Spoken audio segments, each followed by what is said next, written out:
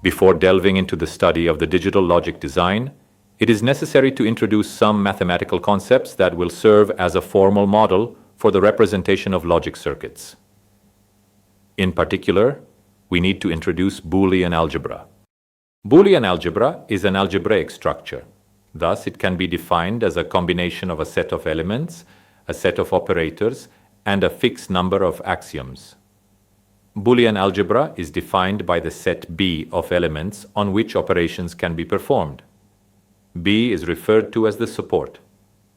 There are three fundamental logical operations that can be used in B: or, and not, represented respectively by the symbols plus, times, and the prime notation.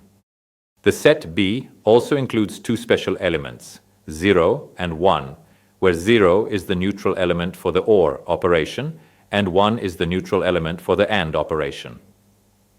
Finally, the three operations satisfy a set of properties defined by a system of axioms, known as Huntington's postulates, which will be discussed shortly. Among the various types of Boolean algebras, we will focus on the switching algebra, which is characterized by a support containing only two elements, that are 0 and 1. Therefore, a variable defined in this algebra can assume only one of these two values. A variable x is equal to 0 if and only if it is different from 1, and conversely, x is equal to 1 if and only if it is different from 0. In the following slides, we will take a closer look at the switching algebra. Note that whenever we refer to Boolean algebra in the lessons of this course, we are specifically referring to this form of switching algebra. You'll notice that many aspects, particularly those related to the and or operations, resemble the familiar operations of the ordinary algebra over natural numbers. However, other aspects, especially those involving the not operation, which is not defined for the natural numbers, behave differently. Let us now consider the operations. And or are binary operations, meaning they take two operands as input. Or is referred to as logical sum or disjunction, while and is called logical product or conjunction. Since these two operations represent the sum and product in the switching algebra, they are denoted by the symbols plus and times respectively.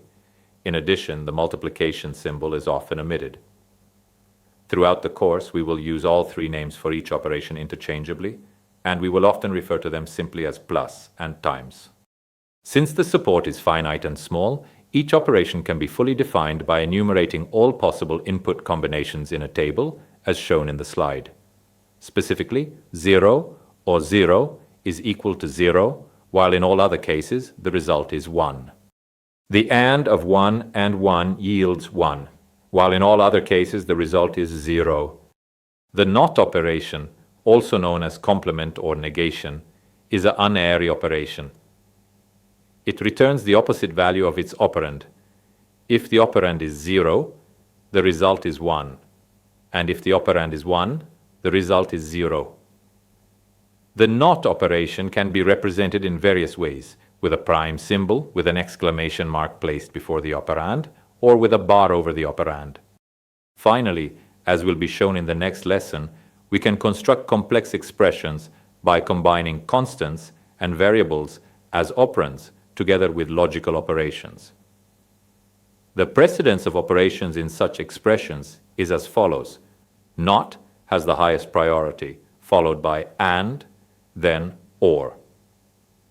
If we wish to change the default precedence, we can use parentheses, just as we do in the ordinary algebra. Let us now study the axioms, also known as Huntington's postulates. OR and AND are commutative, meaning that swapping the order of the operands does not affect the result. For example, A or B produces the same result as B or A. The distributive property holds between the two operations. For instance, B or C and A is equal to B and A, or C and A. As previously mentioned, the value 0 is the neutral element or identity element for the OR operation, while 1 is the neutral element for the AND operation. Thus, both the expression a or 0 and the expression a and 1 are equal to a. Finally, for every element in the support, there exists a corresponding negated element such that their sum is always equal to 1 and their product is always equal to 0. From the axioms, we can derive various relevant properties. 1 is the absorbing element for the OR operation, since adding the value 1 to any operand, constant or variable, yields 1, while 0 is the absorbing element for the AND operation, since multiplying any operand by 0 yields 0. The idempotence property says that the sum or the product of two identical operands results in a value equal to the operands themselves. Each element A has a unique complement element not A within the domain. And OR operations are associative, just as in the ordinary algebra. The absorption property states that the expressions A or A and B and the expression A and A or B simplify to A.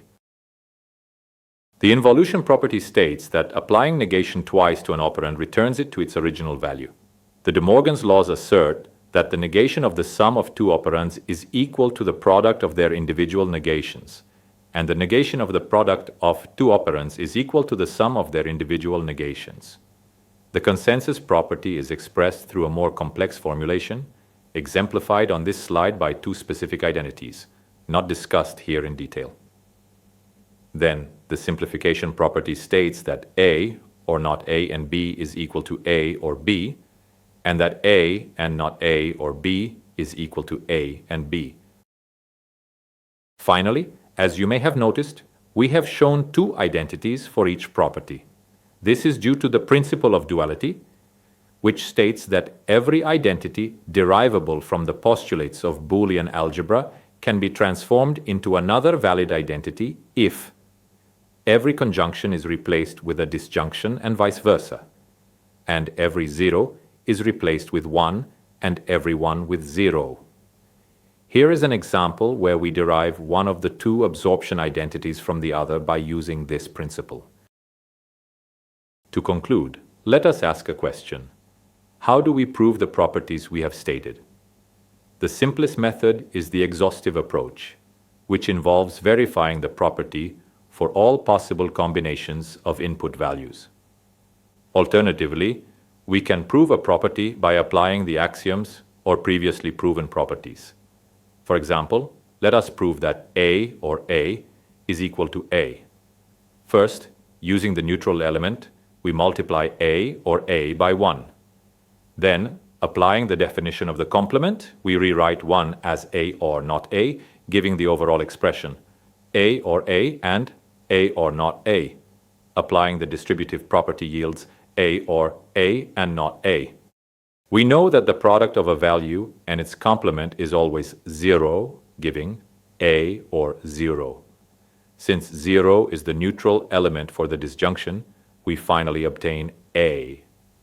Thus, the property is proven. These two methods will be explored in more detail in the next video after we introduce Boolean expressions and functions.